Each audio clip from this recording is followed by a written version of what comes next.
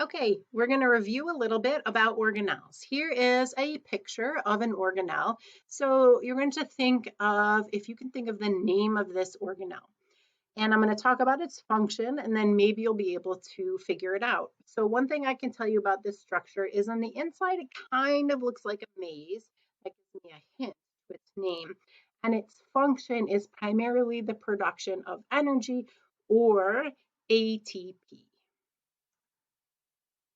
Here is an arrow that's pointing to another organelle in a cell, and see if you can think of the name of this organelle. This organelle is sometimes called the brain or the control center of the cell. Okay, here is another example of an organelle, and see if you can think of the name of this one.